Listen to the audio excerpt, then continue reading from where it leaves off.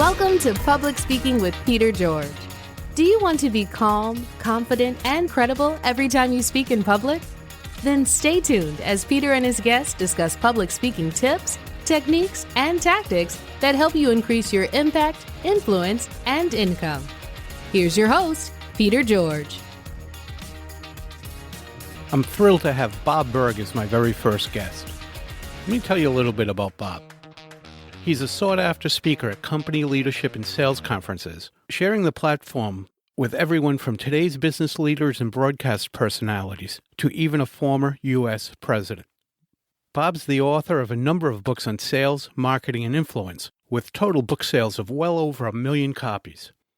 His book, The Go-Giver, which he co-authored with John David Mann, has sold more than 850,000 copies and has been translated into 28 languages. His and John's newest parable in the Go-Giver series is the Go-Giver Influencer. Bob is an advocate, supporter, and defender of the free enterprise system, believing that the amount of money one makes is directly proportional to how many people they serve. He's also an unapologetic animal fanatic and is a past member of the board of directors of Furry Friends Adoption, Clinic, and Ranch in his town of Jupiter, Florida. Hey, Bob, it's great to have you on with us. I really appreciate you being here. Oh, my pleasure, Peter. Always great to speak with you. It's been too long.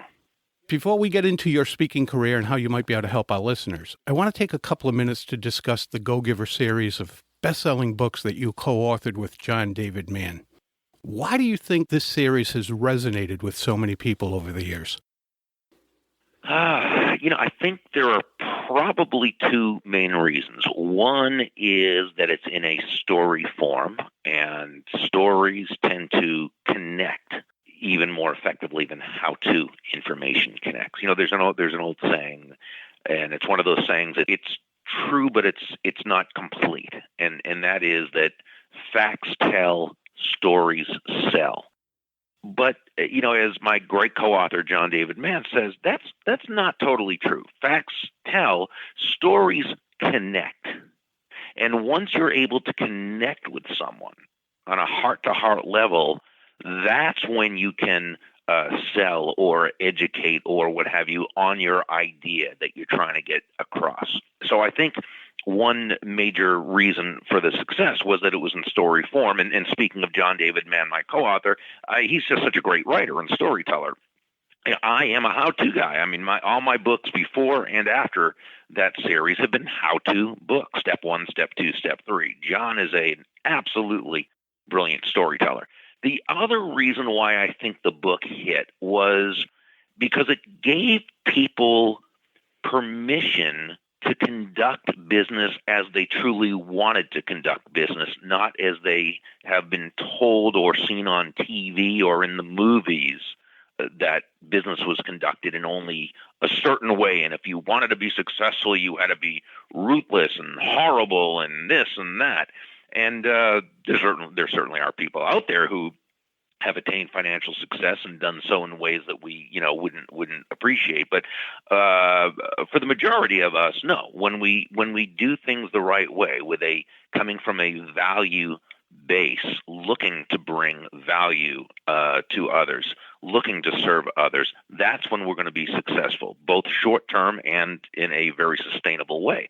And so I think that hit with people. And what's interesting is our first adopters were not the people who needed to hear this. Our first adopters were the ones who were already very successful and who were already doing it this way long before they heard about the Go-Giver, which reminds me to say there's nothing in the book that John and I wrote that's new, right? These are success principles that have been around forever, and successful people have always applied them either intuitively or they learned them. But so we would be getting emails from top leaders, huge producers who would say, this is exactly what I've been telling people that I've done, but people don't believe me. Which is sad. Which is sad. It's very sad. And so, sometimes it's that person, what do they say, from out of town with a briefcase, right? In this case, the person who wrote the book, but this leader can now say to his people, oh, well, okay, don't believe me, believe them. They wrote a book, as though that, is any more credible. But so what happened is the second wave of adopters were those people who basically heard about the book from having it recommended to them by people who were already successful people. And we get these great stories of people who said, oh, I'm just so relieved to know that I can this or that. Or we'd hear stories of people whose business just really picked up once they began applying these principles. And so, that was there. So I think that's really it. People discovered it's almost like they had permission to be a good person and still succeed wildly. Let's get into your speaking career. As someone who speaks in front of people quite often, what do you see as the benefit for both the author, the speaker, whomever it might be, the business person? What benefits them of speaking to others, and how do they benefit the audience? Well, I think like anyone else, you have a business model and you decide why you're doing what you're doing. For example, there are people who speak because the engagements themselves lead to their core business. Okay, so they speak as a means of promoting what they actually want to promote. There are many consultants I know who speak. They're really not concerned with a speaking fee because what they're looking to get in front of audiences who they're going to consult for their companies, and that's where their real income comes. There are others who are speakers. That's the main way they make their living. For many years, that was me. And it's a matter of successfully marketing yourself and positioning yourself as a speaker, whether it's a keynote speaker or whatever it happens to be. Though, I want to make the point, and Jane Atkinson talks about this, and I think this is so important, that as a speaker, understand that your clients are not buying a speaker. They're buying an expert who speaks, or an authority who speaks, or an entertainer who speaks, or whatever it is that happens to speak. Nobody wants a speaker. They want the person who just delivers their message through speaking and does it effectively. So I think it really depends on what your business model is. What's nice about it, if you really enjoy getting in front of an audience and sharing information that you believe benefits your audience, well, is there any greater feeling than doing something that you love and that you believe, brings meaning and purpose with it, and being able to make a great living from it? So I think from the speaker's viewpoint, those are some of the benefits. Really, what it has to do with, though, is focusing on the audience, because we are there when we speak in front of an audience. It is not about the speaker. It's not about us. It's not even about our topic, as important as that may be. It's about the value that the individuals sitting in that audience are going to derive from it and how they're going to use that information in their life. It's about the client who has paid lots of money and has chosen you as opposed to choosing someone else and depending on you to bring a message that makes them look good, for having chosen you and brought you in. So, there's a lot riding on it. And I think as a speaker, as an author, as anyone in business, because the speaking business is really in that way like any other business, right? It's always a matter of moving from an I focus or me focus to what we call an other focus. The goal is, as Sam, one of the mentors, told Joe in the story, is making your win all about the other person's win. That's what it has to be. It's the old marketing adage that no one ever bought a drill. They bought a hole in a wall. Exactly. And, it's funny. I can't tell you how often a client, after I get off stage, a client later on will say, so what did you think? And I'll say, what did you think? That's what's important. Forget about what I think. I think I was awesome, but it doesn't matter what I... Yeah, right. I had a great time personally, but that's not so important right now. How did you get involved in speaking? You've spoken on large stages, small stages, everywhere in between. Was it something you planned to do? Was it something that evolved as time went on? Or something else entirely? Yeah, I don't think I had planned on it from an early age, because when I was growing up, that wasn't something you even really knew existed.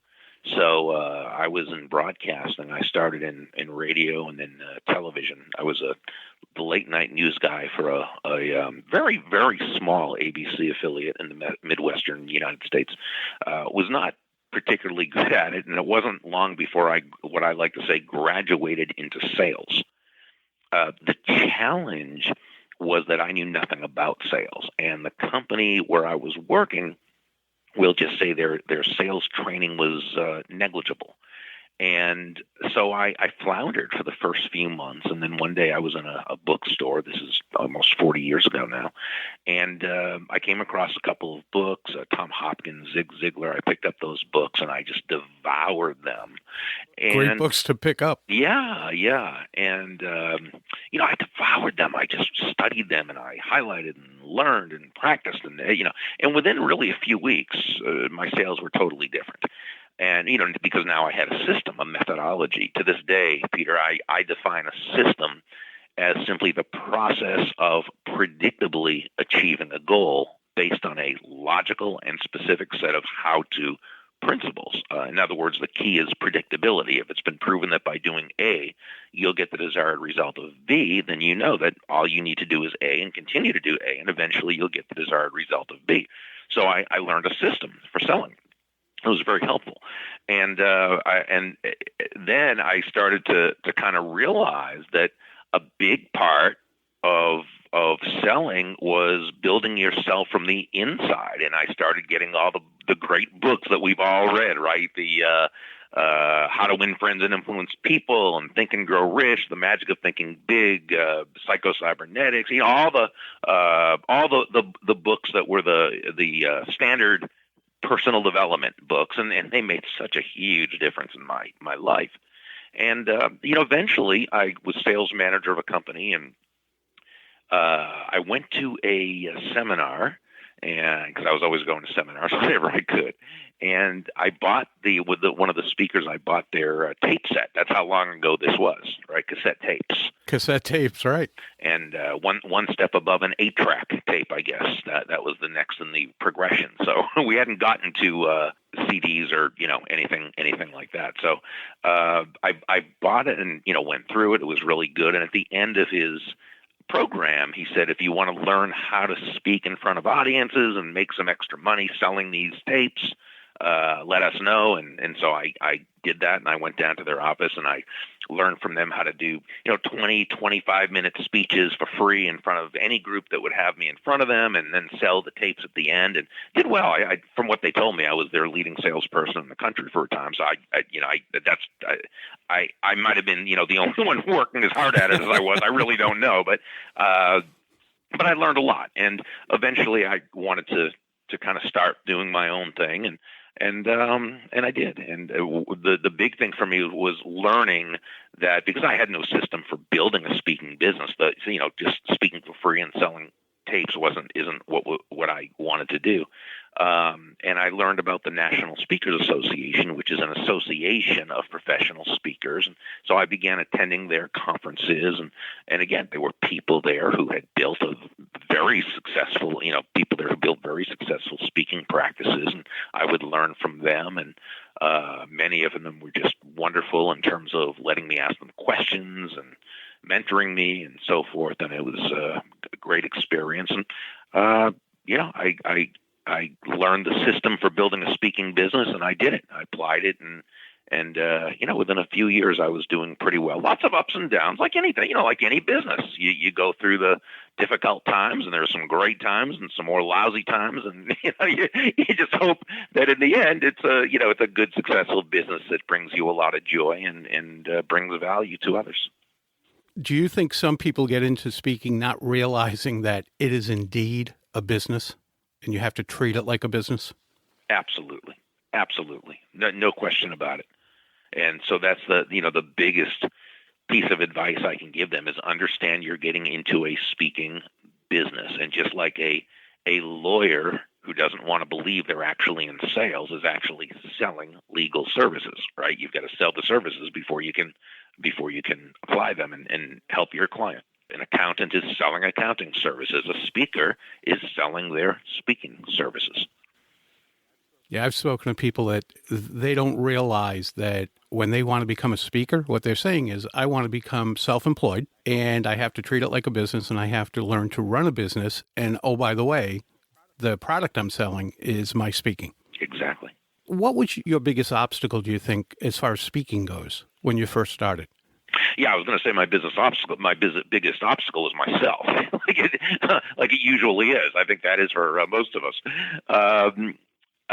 My biggest obstacle, I'd say, was not having a track record in terms of speaking. I could go in and position myself as a successful salesperson. That doesn't necessarily mean that somebody's going to want to have me speak at their convention. So that was the biggest thing, starting from scratch. So what I did, and at the time, this is what you did, was I got the National Trade and Professional Association directory, the NTPA directory. As I recall, it was a very, very big red book, red and white, I think, and then the State and Regional Association directory, the SRA directory, and they weren't online at that time because nothing was really online at that time other than the few people who, understood this thing called the internet, which had not become mainstream certainly back in at that time.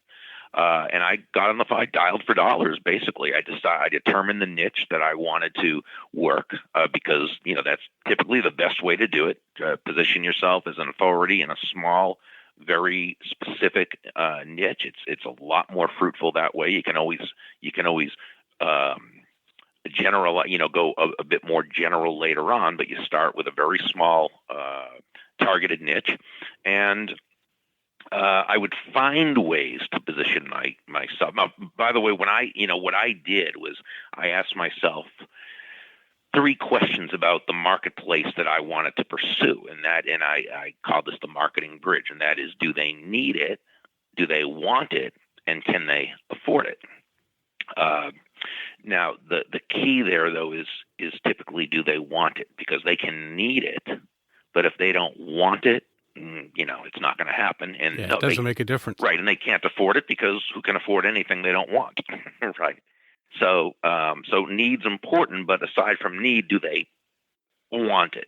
Now, if they need it and they want it, now, can they afford it? Do they have the budget for speakers, and what is their budget, and who, and so forth? So that's kind of how I started. Made a couple of mistakes in terms of markets I thought would be open that they weren't at the time.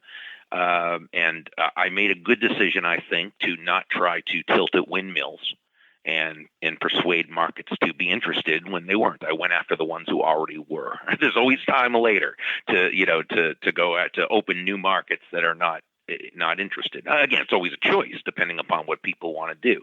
But in doing my cost-benefit analysis, and everything's a cost-benefit analysis, cost not necessarily meaning money. Financial cost is just one type of cost. There's time, there's time cost, lost opportunity cost, aggravation cost, financial cost, and all sorts of costs. So, I ended up going after a couple of niche markets that worked out well for me. I would call and find out who the decision maker is, and then qualify that they have speakers. I would find out if what I offered is something that they were interested in.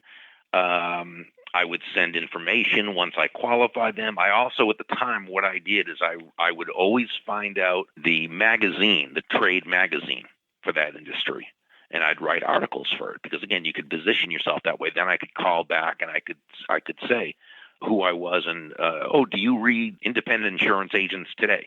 Oh, sure I do. Oh, I'm wondering if you saw the article on how to never again run out of qualified prospects in the June edition, what have you. And if they did, great. If they didn't, I sent it to them, and with a follow-up note and so forth. So I'd use that. And whenever I did speak, I would always use that to help position myself as an already established speaker. So I just, kind of did it often, did it consistently, and eventually began to build a business. And then once I would, for example, work a horizontal market. And again, let's just take, for example, the independent insurance agents. And I'd start with, the A's and move on. Alaska, Arkansas, Alabama, or, that's not the exact order, but A's through C's. And once I got one, and if they really liked the program I did, I'd get a great letter from them, and I would then utilize that to leverage my credibility and market to the other one. So I worked very much a horizontal market until I got a good break and got some of the national ones, and I'd go from there.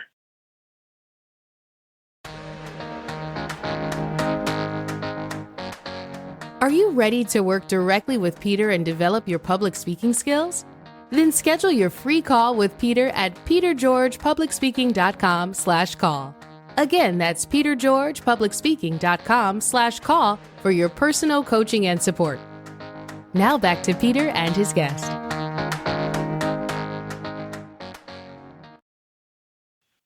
I got to believe along the way you got a few no's. I got a ton of no's. I got mostly no's. And that, I think, is something that we've all got to come to understand. And, we all hear it, and we all, on a surface level, we accept it, but on the gut level, we sometimes don't. And I think what drives people out of practically any business, and also the speaking business, is not the fact that you get a lot of no's. It's the fact that you think you're the only one who's having to go through all these no's. You see people who are doing great in terms of speaking, and they're on the stages of the world, and they're this and they're that. Well, you think, oh, they just, and now if they were a celebrity, that's a different thing. I'm talking about the rest of us who are non-celebrity speakers, so we had to sell our services. And we think, oh, they didn't just. They got a whole lot of no's along the way. One of my favorite books is a parable by my friends Andrea Waltz and her husband Richard Fenton. It's called Go for No. And they've reframed no. That makes it so much more acceptable. I wish they had that book written when I first started. But basically the premise is, yes is the destination, no is how you get there. And, it's so brilliant. Now, that said, Peter, I always also like to make it clear to people, that doesn't mean you have to like the no's. Sometimes in the speaking biz, there's that kind of positivity that is almost politically correct. Oh, love the no's. Oh, no's are great. No, no's stink. Yeah, they're not great at all. No, but, they are what they are. They're a part of the process. And so as long as you understand that, now you can make these calls and you can get these no's. And again, it doesn't mean it has to feel good. It's probably not going to. But that's just part of it. Dr. Gail Carson, one of the most successful speakers I ever met. She's now, I think she's retired, or at least semi-retired. What a wonderful, wonderful person. And I remember watching her at a Florida Speakers Association event, and she talked about when she first started. And again, she got those same two directories that I talked about that we used to use back in the day. And she said, I just got on the phone. She said, I really didn't care who wasn't interested. I just kept calling till I found someone who was interested. That's the way to get to yes. Yeah, exactly. I think so many of us, even before we hear a no, we suspect we're going to get a no, so we don't even ask.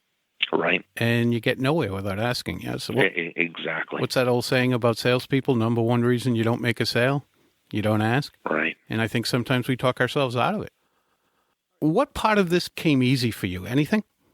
What part came easy? I think that although I do always have and still do get very, very nervous and anxiety-ridden before I walk on stage, I think the speaking part itself is something that probably came more natural to me than maybe to many people.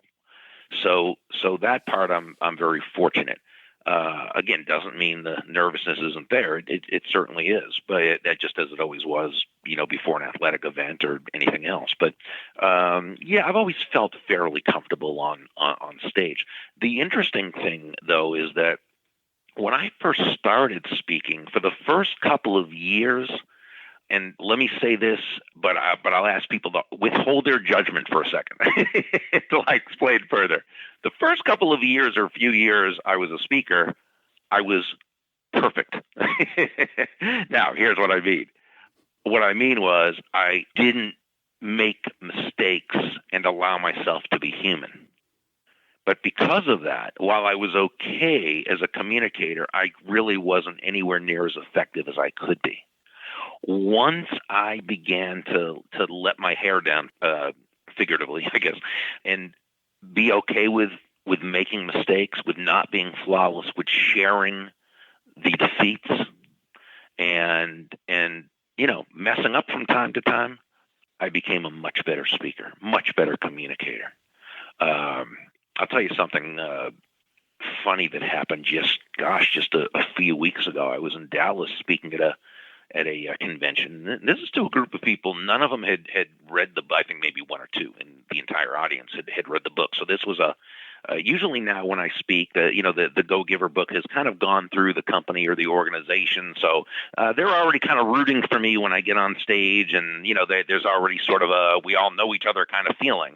Okay, but in this case, it was a different audience, a different market. The leader had read the book, but that's it. And they really didn't do a great job of promoting it beforehand. So it was, I was in front of a cold audience. So it's about 5 minutes before I am going to take the stage. And I was told the introducer, the MC, needed to speak with me. He had a question. So I start to walk up there. He's a little bit to the left of the stage and in front of it. About half the people have already come in. People are still coming in with 5 minutes left. And I walk up there, and I'm looking at a couple of notes I made that I just wanted to remember a couple of specific things. So I'm doing one last quick check before I put those away. And I'm actually reading them as I'm walking toward him. And I missed the fact that between he and I, there is a huge monitor on the floor. One of those monitors that's showing on what's on stage, the time, the whole bit. And I absolutely tripped over it, went head over head, and fell flat on the floor. Now, at first, there was a real hush. I'm 61 years old, so, there was concern from people, I think, that, oh, my gosh, did he really hurt him? So I was flat on the floor, and there's this hush. And so what I did was I jumped up, and I went, live from New York. It's Saturday night. And, enough people still remember, I guess, when Chevy Chase used to do that, the openings of Saturday Night Live. And everybody, just laughed. And it made everybody feel a lot more comfortable with me. And so now it's, a few minutes later, I take the stage and we know each other more. There's a level of comfort, but there's still, there were people who hadn't seen that. And I'm up there and about to talk, and I could see some people kind of like still kind of looking and a little, and the first thing I said was, how many of you were in the room to witness my spectacular fall from grace? And everybody just started laughing, and you could see them explaining, the ones who had been there, explaining to people who were just walking in what had happened, and everybody laughed. And from that point on, the audience and I were really one, When I first started speaking, had that happened, I'd have been just humiliated. I wouldn't have known what to do with myself. I don't know what I would have said when I got on stage, what have you. It would have been a real kind of, and the audience would have been uptight. But, I let go of having to be perfect. And when that's the case and you realize it's really not about you, it's about them, you can take something like that and, turn it into something that actually brings the audience closer to you as opposed to pushes them away. That's a great story, Bob. That could be the biggest takeaway from our time together today, that it always has been and always will be about the audience. Bob, this has been great, and I can't thank you enough for being my very first guest on this show. Oh, thank you. I appreciate your being here, and I know my listeners do as well. Before you leave, can you tell our listeners more about you, the Go Giver series of books, and all that you do to help people be even more successful? I'm going to give you two sites. One is the speaking site that they can look to just in case they get some ideas for their own site to utilize. My business partner, Kathy Tagenel, really designed this with with the person, the web designer she uses, and that is Burg, BURG.com. That's basically the speaking site. The book site and other resources is The Go Giver, the title of the book, only without the hyphen, thegogiver.com. And if they scroll down, they'll see a bunch of the elements that we make available to those who come to the site. So both of those sites, they cross promote, of course, but we use each of them for the two different types of markets. One's the one that would be bringing me in to speak, and the other that's much more interested in the actual resources. Thanks again, and I wish you the best. Thank you, Peter. You as well.